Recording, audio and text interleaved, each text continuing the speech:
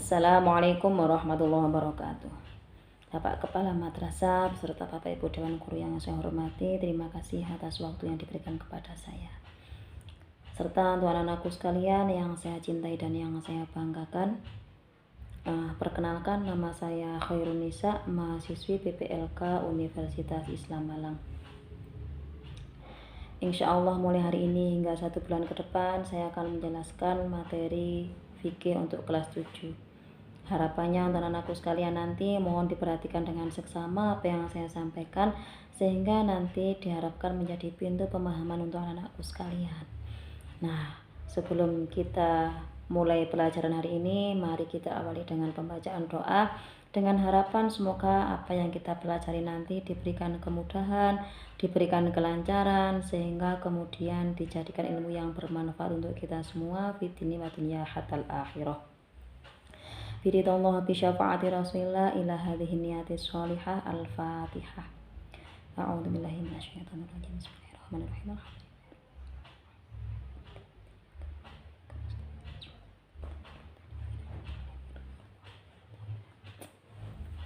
Baik, terima kasih.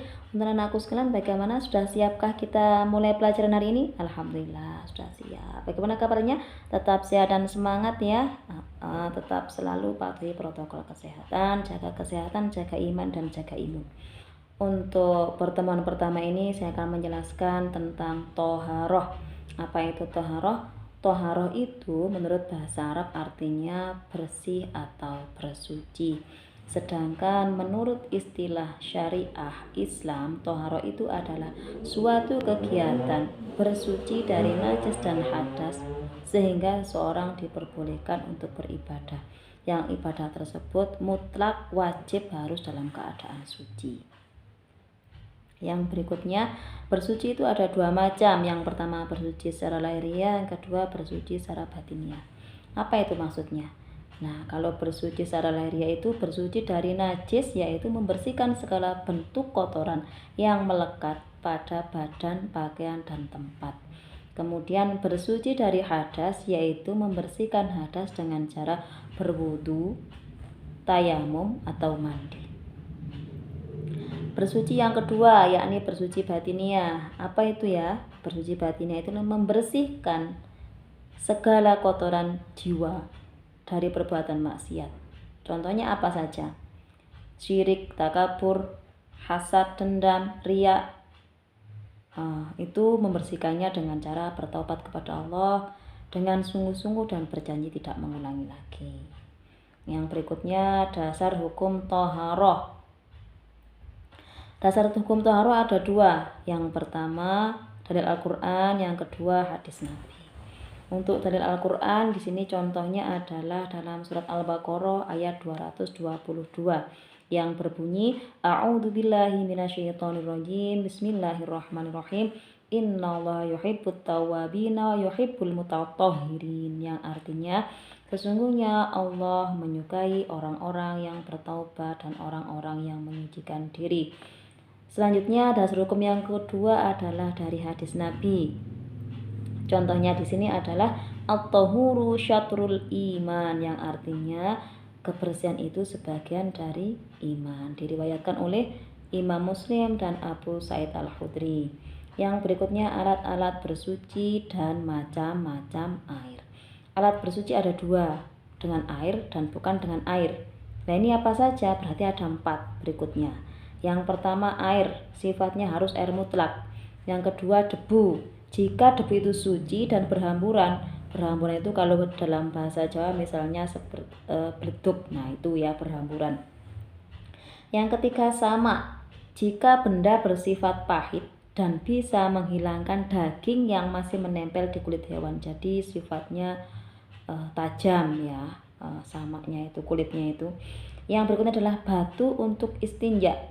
Jika berupa benda keras, suci, bisa menghilangkan najis dan bukan barang yang dimuliakan, misalnya batu masjid atau apa macamnya nanti. Ini dari segi hukum air terbagi menjadi 4. Yang pertama air mutlak atau tohir mutohir. Apa artinya? Yaitu air suci yang mensucikan. Air yang masih asli, belum tercampur dengan suatu benda lain dan tidak terkena najis.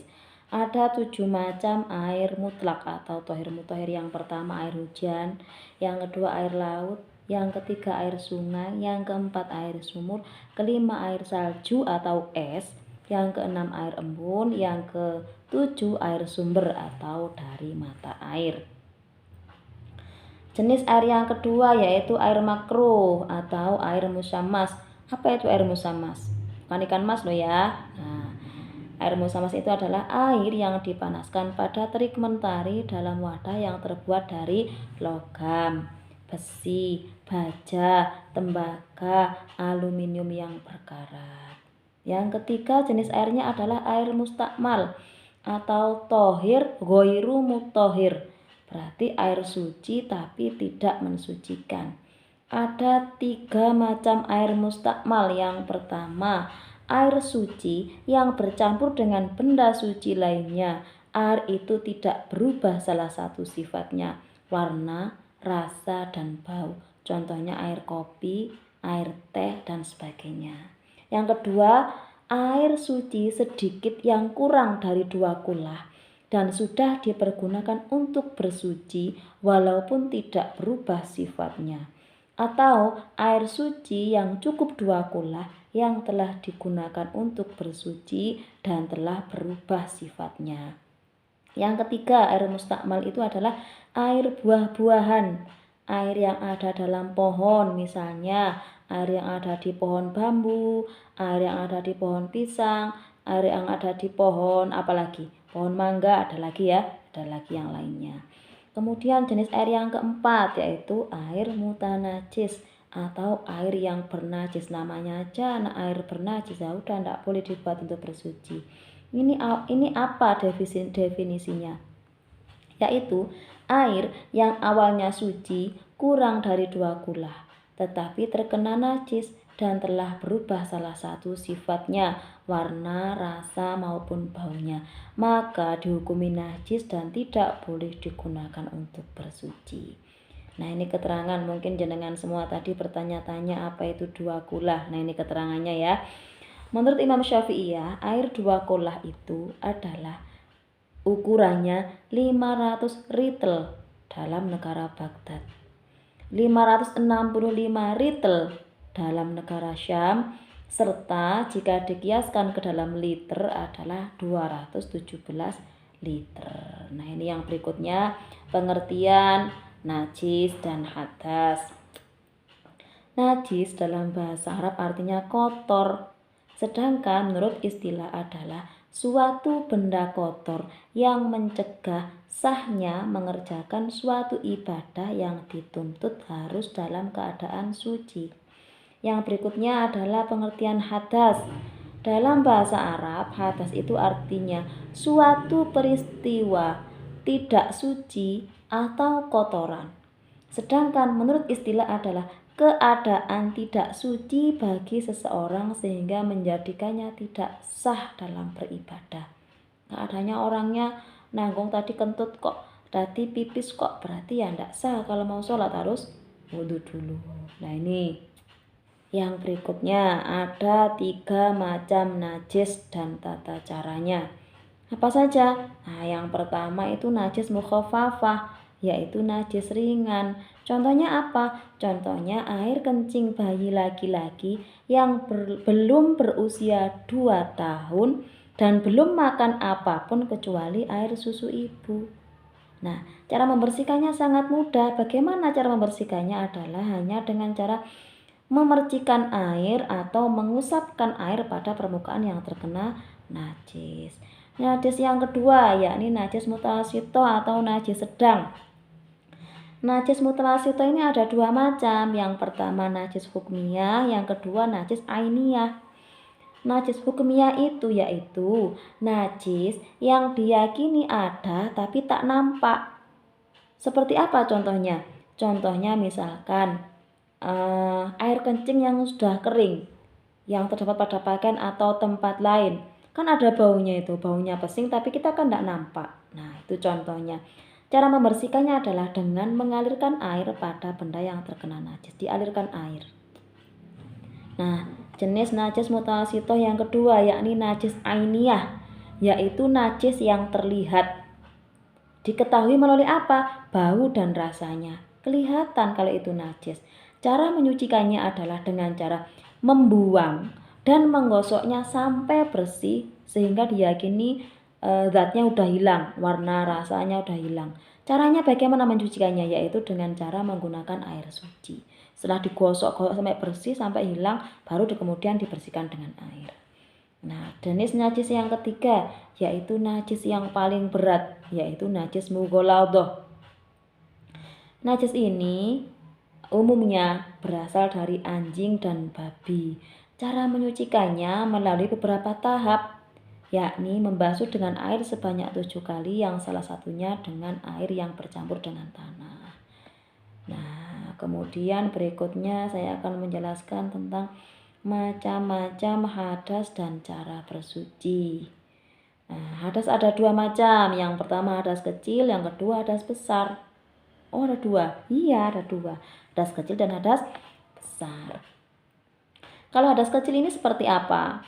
Yaitu keadaan seseorang yang tidak suci, dan untuk menjadi suci harus melakukan wudhu. Namun jika tidak ada air, maka perlu digantikan dengan tayamum.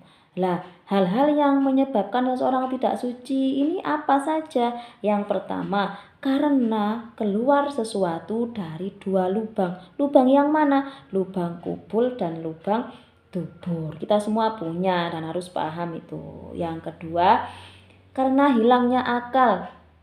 Hilangnya akal itu karena mabuk, karena gila, atau tidur, atau pingsan. Maka harus wudhu kalau bangun ya.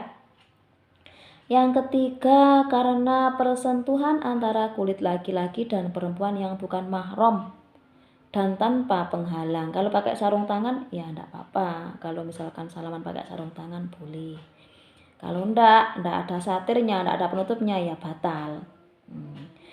Yang berikutnya yang menyebabkan batal tadi ya, yang berikutnya adalah karena menyentuh kemaluan. Baik kemaluan sendiri maupun kemaluan orang lain. Baik dengan telapak tangan maupun dengan jari, sudah otomatis itu batal. Misalkan jenengan gatel digaruk-garuk ya batal, udah nggak bisa dinego lagi ya.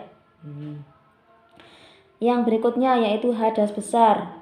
Apa itu hadas besar? Yaitu keadaan seseorang tidak suci atau menjadi suci sehingga dia harus melakukan mandi wajib.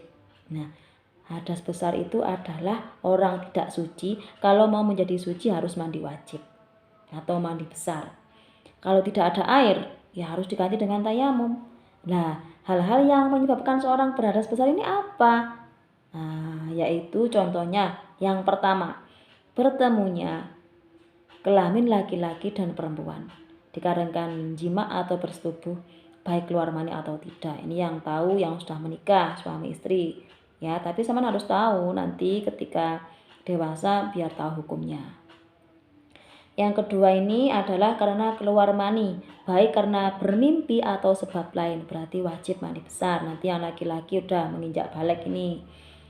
Yang ketiga karena haid. Nah, yang perempuan udah banyak yang haid saya rasa ya, karena udah kelas 7. Kemudian berikutnya karena nifas. Nifas ini darah yang keluar setelah melahirkan. Biasanya umumnya 40 hari, paling banyak 60 hari. Nanti ada pembahasan sendiri. Berikutnya karena wiladah. Wiladah itu darah yang keluar saat melahirkan. Jadi mungkin sama semua pernah melihat ibunya habis melahirkan mandi, yaitu namanya mandi wiladah, mandi besar. Berikutnya yang menyebabkan mandi besar adalah karena meninggal dunia. Lah, orang meninggal dunia itu ternyata ketika dimandikan itu hukumnya ya mandi besar, wajib, nggak boleh dinego, kecuali, nah nggak boleh dinego tapi ada kecuali. Kecualinya apa? Yaitu orang yang meninggal dunia dalam perang untuk membela agama Allah, maka tidak dimandikan, langsung dikuburkan dengan pakaian yang dipakai ketika dia meninggal. Untuk apa? Karena nanti pakaian yang digunakan untuk ketika meninggal tadi akan menjadi saksi di hadapan Allah bahwa dia meninggal dalam keadaan syahid. Nah, mungkin itu yang dapat saya sampaikan. Semoga bisa bermanfaat. Nanti ketika ada pertanyaan kita langsungkan di WA group. Selanjutnya saya kasih tugas individu. Mohon dengan sangat semua mengerjakan, karena ini nanti berpengaruh pada nilai jenengan semua. Jangan karena sekolah online terus jenengan males-males ngerjakan, karena nanti akan menjadi menumpuk tugasnya ya. Tugasnya yang pertama adalah merangkum materi yang saya sampaikan tadi. Yang kedua, mengumpulkan benda-benda padat yang bisa digunakan untuk bersuci atau alat-alat bersuci tadi udah tak kasih contohnya, ada batu, ada kertas, ada tisu dan lain sebagainya. Nanti tolong dipelajari lagi. Selanjutnya, kerjakan tugasmu hari ini agar tidak bertambah bebanmu esok hari.